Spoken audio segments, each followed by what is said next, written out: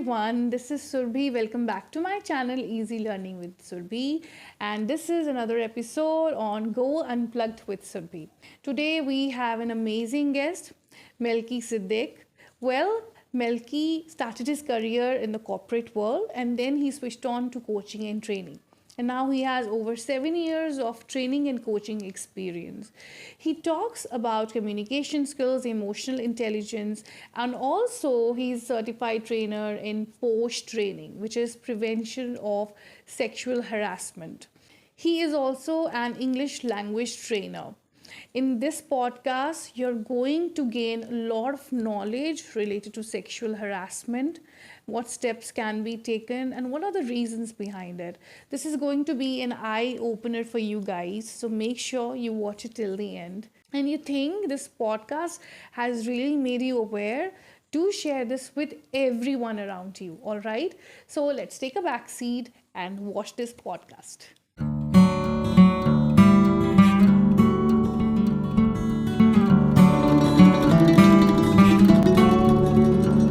It's very common that people apply cake on your face. Yeah, yeah. I don't know how we got that in our culture.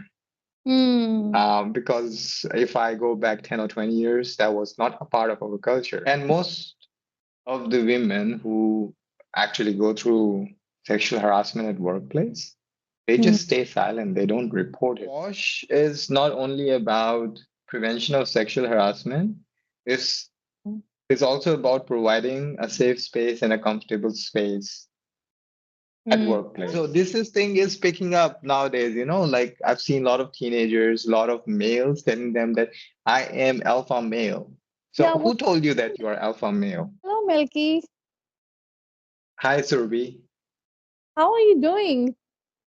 I'm doing very well.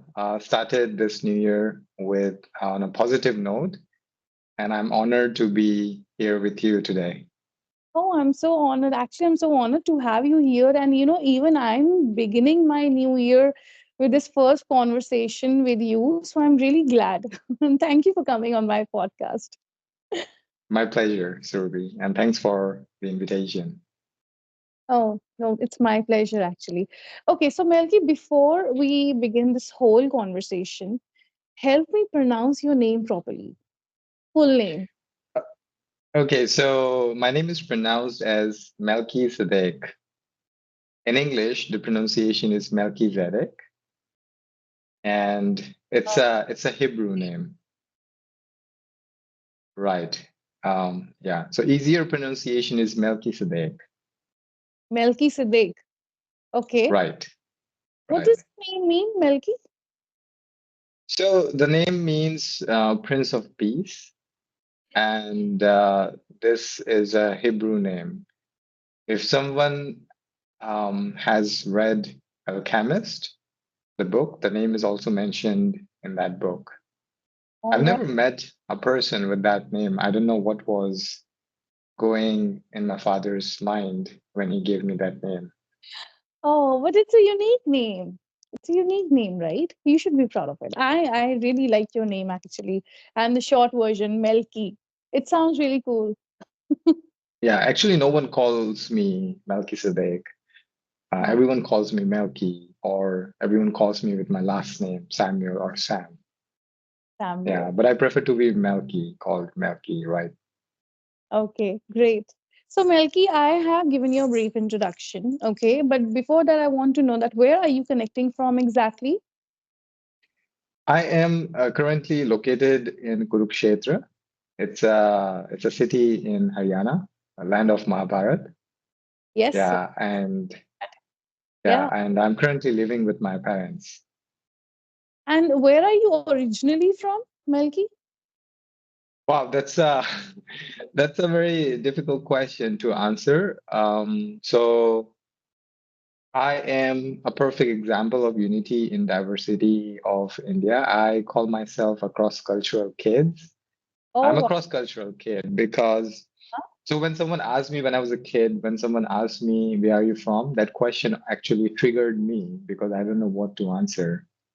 Oh, Because uh, when I was growing up in Kurukshetra, I do not look like here. I don't talk like natives do here. So Yes. people ask me, where are you from? And I was like, oh, I'm from here. And it's like, why are you lying? You're not from here. You don't look like you're from here. So my mother is from Assam and Okay. she is indigenous and she is Bodo. And Bodo is a tribe, one of the tribe in northeastern part of our country. All right. And my father is from Uttar Pradesh, Muradabad, but I've never been to Uttar Pradesh. Okay. And half of my life, I lived in the Nepal border of India, a city called Betia. And I was just 3 or 4 years old when my parents moved to Kurukshetra. Oh. So I call myself Haryanvi. I'm a Haryanvi by heart. And actually, let me tell you, I thought you were living in some other country. I did not know you were from Kurukshetra. It's just near to my place, actually. I live in Panchkula. Do you know Panchkula? Right, we are neighbors. Yeah, we're neighbors. I wasn't aware of that, Melki. Wow, that's an interesting fact. Okay. Actually, most of people from our batch also thought that I am living abroad. I lived abroad for 6 years, 5.5 years. Then I moved back to India during pandemic. Oh, okay. Because the kind of accent you have, it looks like that you are from the Western country. I thought like that. The kind of Mm. accent. Do you speak in Hindi? So yeah, of course I speak Hindi. Hindi में बात करता हूँ, हरियाणवी में भी बात करता हूँ. See, this accent करता हूँ. बात करता हूँ. Okay, that's interesting. I'm liking this, the beginning of the conversation. Okay, so Melki, okay, I have my first question. Okay, Mm. that earlier you were a corporate professional and then you moved on to training, coaching, and now you're a professional trainer, coach, and you're a traveler. So why such a switch? What made you do that? Well, it's a very long story, so but I will keep it short. And I started working when I was just 18 years old, and I started off my career working in call centers. That was way back in 2009. I think at that point of time, that was the only option available to me to support myself financially and to Okay. support my family financially, to support my education financially as well. And I was working and I was studying at the same time. So that's where I learned how to communicate with people. That's how where I learned negotiating skills and selling skills. So I was Mm. just 18 years old and I started talking over the phone with Canadians, and I was selling insurance over the phone to Canadians. Oh. And to sell something which is intangible is so difficult in today's world. So I learned how to negotiate and the Mm. communication skill at that period of my life. So once I finished my graduation, I got a job in a bank, and I hardly worked in a bank for 6 months. And because I realized that I can't do this anymore, like it's not my cup of tea. I Uh-huh. can't just work in a bank, counting people's money. So I quit. Then I Okay. joined insurance company, Mm-hmm. insurance sector. And then I realized that this is also not my cup of tea. I just quit within 3 months. Oh. And then I joined real estate, and real estate was like selling dreams. I Mm. couldn't work more than 3 weeks, and then I quit. Ah. And my father was like, "फिर से job छोड़ दी." And but I knew that I wanted to do something not just because of the status quo. I just wanted to do something which is my vocation. Yeah. I had a good knowledge of IT, though I'm not from an IT background. I did international trade and commerce. Okay. But one of my friend called me and he was from IT and he told me that there's a company that is hiring people who have a bit of IT knowledge and IT skill. So because of that, I got a job in an IT company and I worked there for 7 years, 7.5 years. I got promoted and everything. Oh, that was the That was a longest sorry. period you worked for. That was the longest time period you. Yeah, that was the longest period. Yeah, that was the longest time period I worked for a company. And one day I woke up and it's like I can't do this anymore because I saw my directors, my leaders working in the same company for 20, 25 years, doing the same thing. And I was like, this is not what I want to do. Hmm. During that period of time, I got an opportunity to work with an NGO as a corporate social responsibility project. Okay. So we just used to go to an NGO and teach computer skills and English to underprivileged kids. And I Okay. felt like, oh, this is what I want to do. This is a huge impact. So I started pursuing my career in teaching English as a second language, started doing certification. And one day I just quit. I just quit my IT job and started teaching English in different NGOs. At the beginning, it was difficult Hmm. because teaching in NGO, you don't get a lot of money. But for Yes. me, passion was more important than money. Hmm. Then everyone was like, why you doing this? You know, you have a well-paid job. And my parents, my friends, my mom supported me though. My managers, everyone was like, you're taking a huge risk in your life. You're 30 years old now and you want to start a new career. Yeah. So I just wanted to run away from the country. And that landed me to one of the country in South America, Colombia. Okay. And I moved to Colombia just for a volunteer experience. The objective was to stay there for 3 months, but I ended up staying there for 5.5 years. And that Mm-hmm. was a huge turning point in my life. And that's how I got into teaching English and coaching. So, what did you do in Colombia? I was volunteering in different organizations. I was also working as a teacher of English as a second language because Okay. Colombia is a Spanish speaking country. So Mm-hmm. I got an opportunity to teach English. Mm. And then I started working as a coach on my Mm. own network. Mm-hmm. And yeah, and since then it's been a journey. Mm-hmm. That's great. I mean, it's quite, I can say, a kind of a roller coaster ride in the beginning, and then the Mm, transformations, like switching on to completely different careers, and then mm. teaching. Okay, so tell me, Melki, so what difference did you find between a corporate job and a teaching job? So a corporate job is can be a monotonous depending on the profile, but can be a monotonous. That's what I find. That's I can speak from my own experience that why I didn't like corporate job was it's doing the same thing every day. Mm-hmm. But in teaching, it's totally different. It's every day is a different day.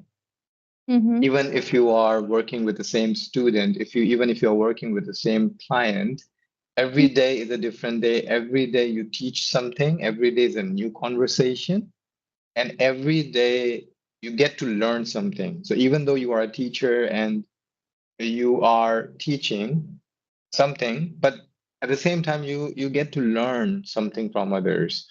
I like how my profession helps me to connect with people. And I Mm-hmm. believe that, everyone is writing a story and everyone can become a source of inspiration. So tend to learn from everyone's story. So that's how I find corporate job is different to a teaching job. Hmm. And now, other than being a founder of TalkCoz, you also upload many podcasts. Other than this, what else do you do right now? So I founded TalkCoz, as the name it says, talk, and Mm, the cause means a cozy space.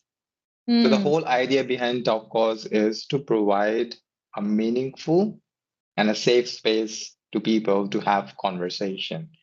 So other mm, than that, I also have my podcast where I do invite people and we just have a meaningful conversation. yeah. And apart from that, I'm also these days what I'm doing is totally different to teaching. I am doing a Posh and POXO training. So Posh is prevention of sexual harassment at workplace, and POXO is prevention of children from sexual offenses. So I'm doing that training in schools, which is totally different to teaching English. So Yeah. I like change and I like doing different things. Even I'm coming across so many institutes, academies that are offering Posh certifications. So I just want to know, have you ever seen any female getting exploited in any work environment place? Have you ever seen that? I think so. I'm not a female and I can't speak um, from them for them on behalf of them. But what My I've observed that, especially because that would be very biased, like people would say that he's a male, and um, but that would be a biased. Uh, but my mother called me feminist. Uh, my I mom calls me that I'm a I feminist. feel everybody should be a little bit of feminist. Feminist doesn't mean that you're a female. It's that you understand female Yes, point of view, how they feel, what they feel. For that, you don't exactly, necessarily to be a female, right? Like if I understand exactly. male's feelings doesn't mean right. I do that, so that's Mhm, humanity. That's humanity. exactly. Hmm. So for me, feminist is favoring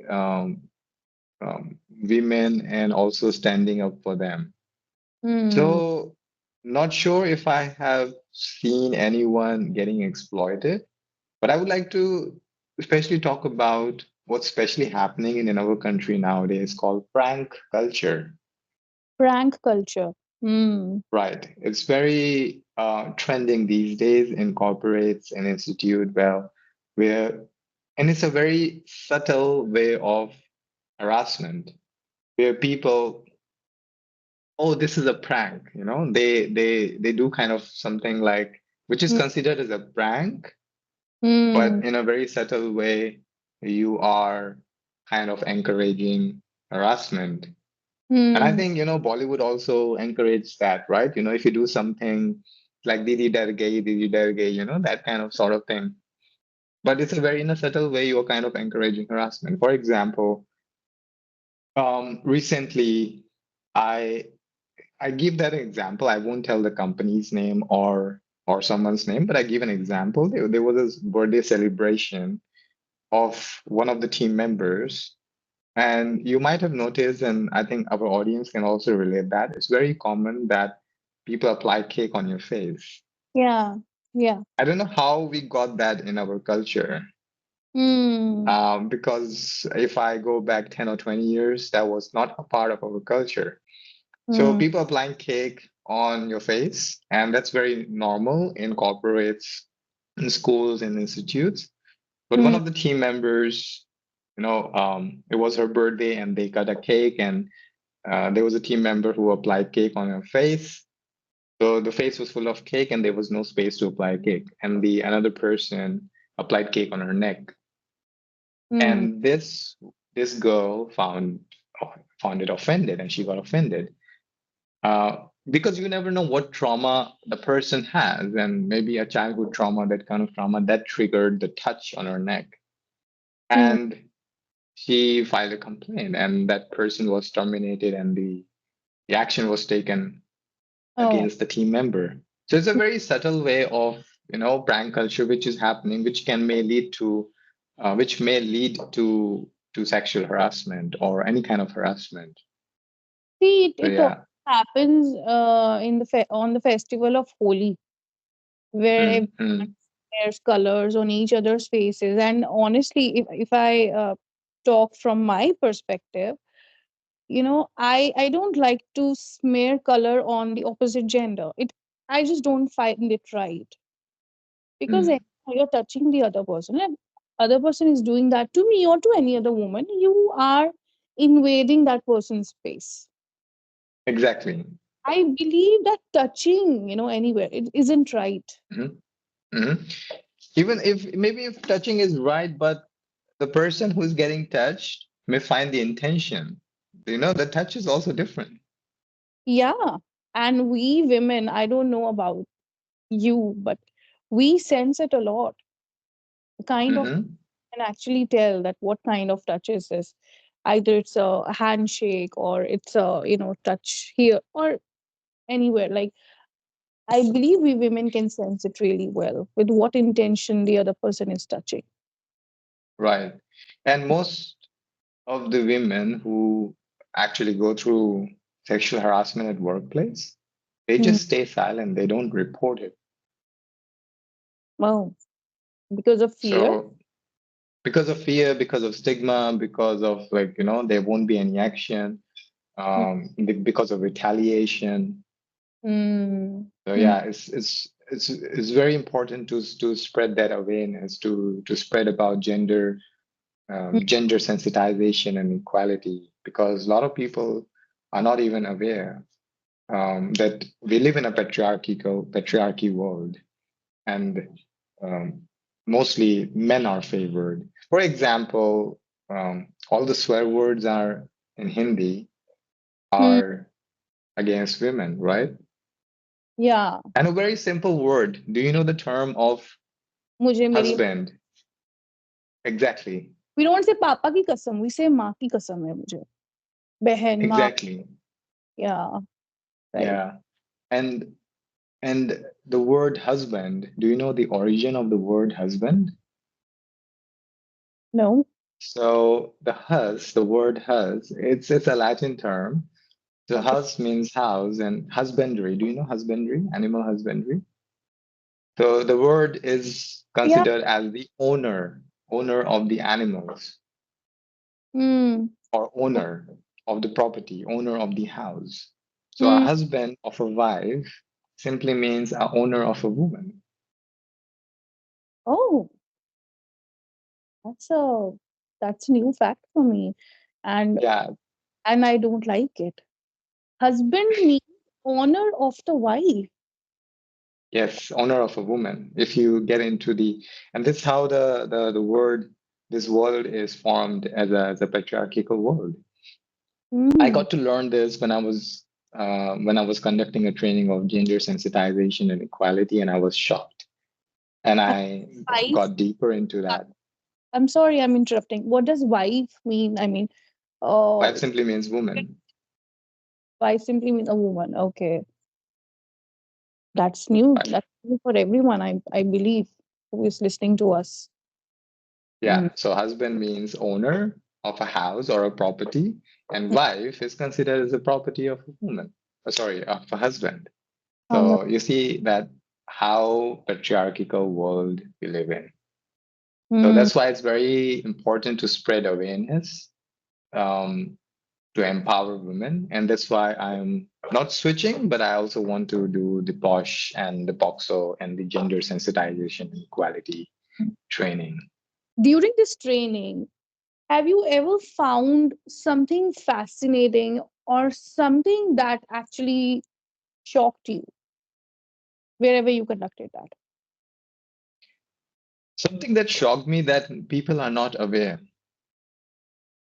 Hmm. People are not aware. Very small Harass things that can be, that they are sorry, harassing women. People don't know that they are actually harassing women, like in the name of or man, they are getting harassed, or they are getting harassed. Okay. right?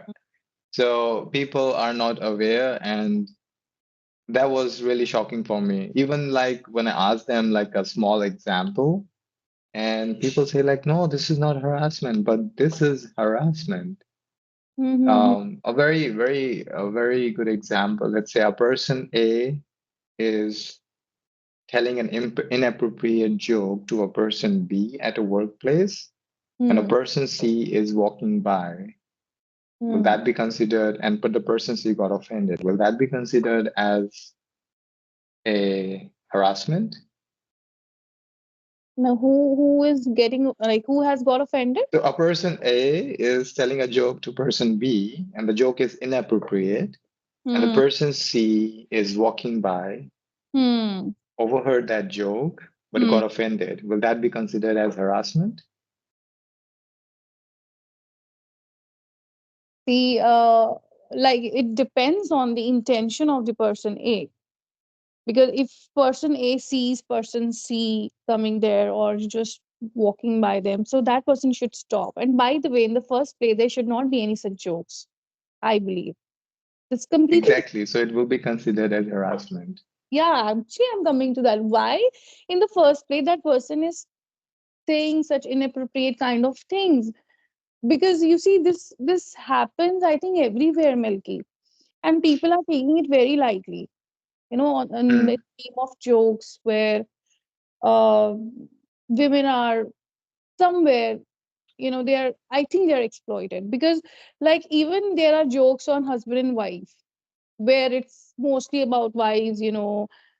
Have you heard that? Like, I'm not able to recall such jokes, but wives are mostly kind of, they are shown as if they are villains. So I believe that this is somewhere you are offending wives, right? exactly. Yeah. Exactly. So, yeah, and inappropriate jokes at workplace. So, Posh is not only about prevention of sexual harassment, it's, it's also about providing a safe space and a comfortable space at Mm, workplace. at work. And if you are feeling uncomfortable Hmm. because of some inappropriate joke, that can be considered as as harassment. So I'm all about creating safe spaces in our communities, in our society, and that's one of the reasons I'm conducting these trainings. And the way you talk to a woman, what kind of words to use, how much space you should give while talking, all these things matter. And right now, I can completely relate with this because I have seen that how men, like, when I was working in a university, I saw there that some male colleagues, like, on the name of jokes or teasing or just casual conversation, they were making fun of their wives. They were talking about their wives, and I don't feel it's the right thing to do. So a man said, when my wife is, no, so the other man said, food is really delicious today. And the first man said, when I had a fight with my wife today, and when she's super angry, she cooks really delicious food.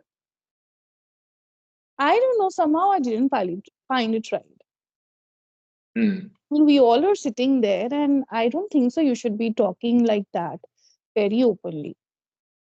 And mhm. I get to know this from my other friends that how they people talk about their spouses, they just backbite them and saying ki, "Arey bahut dimag khati hai." She doesn't spend any penny in the house, and she's just roaming here and there. I mean, all these things. I don't find it right.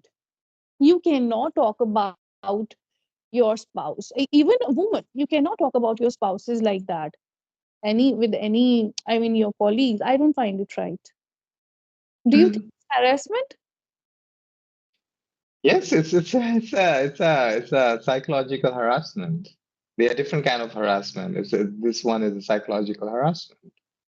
So when we think about harassment, we only think about physical abuse, but harassment comes in different segments. Yes. There's hostile environment, the joking. There's a physical harassment. There is a psychological harassment. There are gesture. There's Sometimes people do different. like, not harassment, I can say, but there's emotional abuse too, Mm, where a man gives silent treatment to his wife. I believe this is emotional abuse.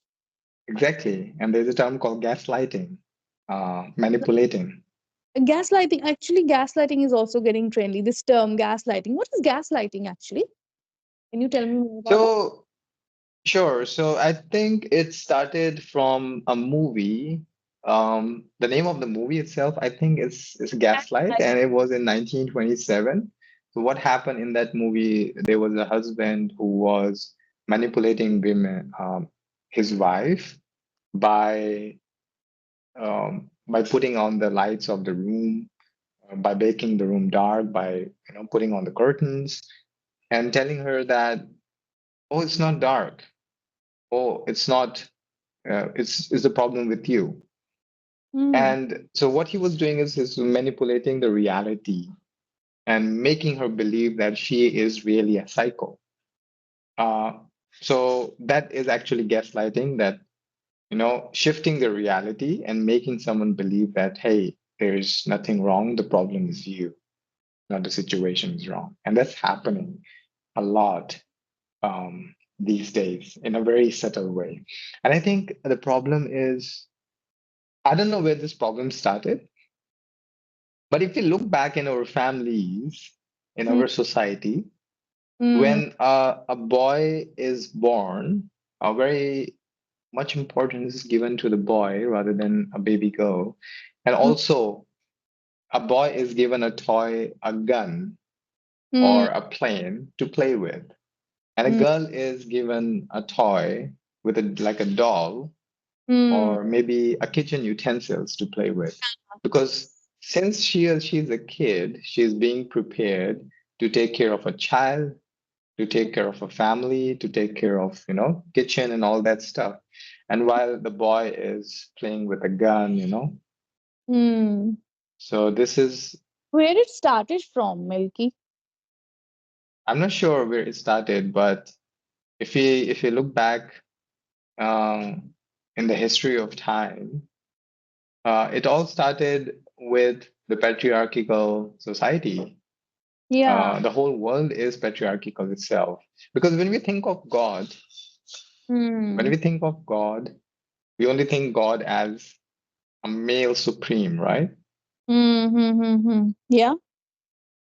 What I like about India is in India, I think India is only one of the countries that worship women as God or goddesses.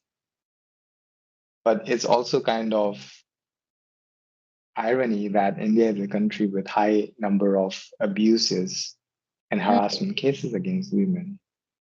Yeah. Mm. So yeah, so how we communicate with women, how we communicate with people, creating a safe space, all these things are very essential in today's society. I'm sorry, I'm interrupting here. Do you know, like you were talking about religion, gods?